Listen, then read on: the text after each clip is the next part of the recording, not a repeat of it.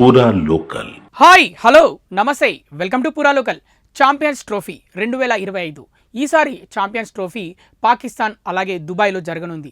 India ఆడే మ్యాచ్లన్నీ దుబాయ్లో ఆడుతుంది. అలాగే పాకిస్తాన్ ఆడే మ్యాచ్లన్నీ అంటే ఇండియాతో కాకుండా మిగతా మ్యాచ్లన్నీ పాకిస్తాన్లో ఆడుతుంది. అలాగే మిగతా దేశాలన్నీ కూడా పాకిస్తాన్లోనే ఆడతాయి మ్యాచ్లు, కానీ ఇండియా మాత్రమే అటు దుబాయ్లో ఆడుతుంది. ఎందుకు అంటే మనకు పాకిస్తాన్కి గత కొన్ని సంవత్సరాలుగా ద్వైపాక్షిక సిరీస్లు జరగట్లేదు. అంటే ఇండియా వెళ్ళి పాకిస్తాన్లో ఆడటం కానీ, పాకిస్తాన్ వచ్చి ఇండియాలో ఆడటం కానీ అలాంటి సిరీస్లు ఏవి జరగట్లేదు. ఎందుకు అంటే వాళ్ళకి మనకి బార్డర్ దగ్గర జరిగిన గొడవల కారణంగా, అందుకే ఎన్నో యుద్ధాలు జరిగాయి, ఎంతోమంది చనిపోయారు, అటు మన భారతదేశం వాళ్ళని చాలామంది చంపారు వాళ్ళు అనే ఉద్దేశంతో మన దేశస్తులు ఎవరూ ఒప్పుకోకపోవడంతో మొత్తం ఈ సిరీస్లు అయితే నిలిపివేయడం జరిగింది, ద్వైపాక్షిక సిరీస్లు. ఇక ఎప్పుడు పాకిస్తాన్ తోటి ఆడినా కూడా అది ఏషియా కప్లో లేదా ఐసీసీ లాంటి అగ్రశ్రేణి టోర్నమెంట్లలో మాత్రమే పాకిస్తాన్ తోటి ఇండియా తలపడుతుంది. మరి ఈసారి దుబాయ్లో ఈ నెల 23వ తారీఖు ఆదివారం రోజున పాకిస్తాన్తో ఇండియా తలపడనుంది ఛాంపియన్స్ ట్రోఫీలో భాగంగా.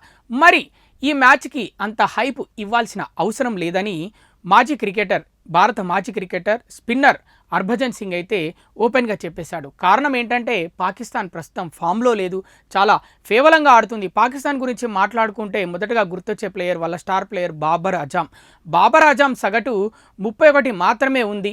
అది వన్డేల్లో అది ఏమాత్రము సరిపోదు. ముఖ్యంగా ఇండియా పైన అతని యావరేజ్ 31 మాత్రమే ఉంది. అతని గురించి పట్టించుకోవాల్సిన అవసరం లేదు, అంత హైప్ ఇవ్వాల్సిన అవసరం లేదని చెప్పాడు. ఇక మరొక బ్యాట్స్మెన్ రిజ్వాన్ గురించి మాట్లాడుకుంటే రిజ్వాన్ సగటు 25 మాత్రమే ఉంది. అతని కీపర్ కమ్ బ్యాట్స్మెన్. రిజ్వాన్ చాలా ఓపెన్గా అంటే ఇష్టం వచ్చినట్టు బ్యాట్ని జులిపిస్తాడు, ఇష్టం వచ్చినట్టు కొడతాడు, కానీ అతని గురించి పెద్ద భయపడాల్సిన అవసరం లేదు. ఇండియా మీద అతని బ్యాటింగ్ యావరేజ్ 25 మాత్రమే ఉందని క్లియర్గా చెప్పేశాడు.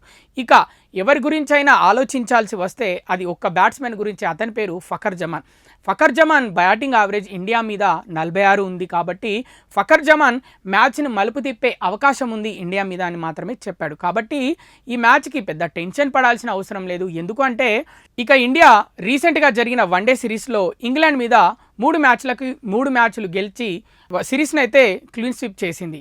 ఇక అటు పాకిస్తాన్లో ట్రై సిరీస్ జరిగింది, south Africa versus Pakistan versus New Zealand.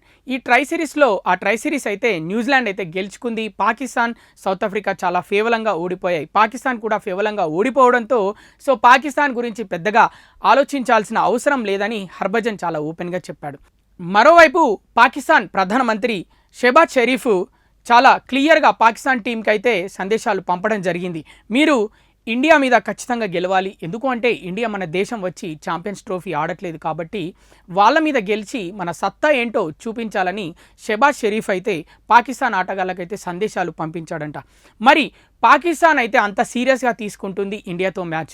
మరోవైపు హర్భజన్ సింగ్ అయితే అవసరమే లేదు అంత సీరియస్గా తీసుకోవడం, అంత హైప్ అవసరం లేదు, ఇండియా వన్ సైడ్ గెలుస్తుంది, వార్ వన్ సైడ్ అవుతుందని క్లియర్గా చెప్తున్నాడు హర్భజన్ సింగ్. మరి ఏం జరుగుతుందో తెలియాలంటే మనం 23వ తారీఖు వరకైతే, ఆదివారం వరకైతే ఆగాల్సిందే.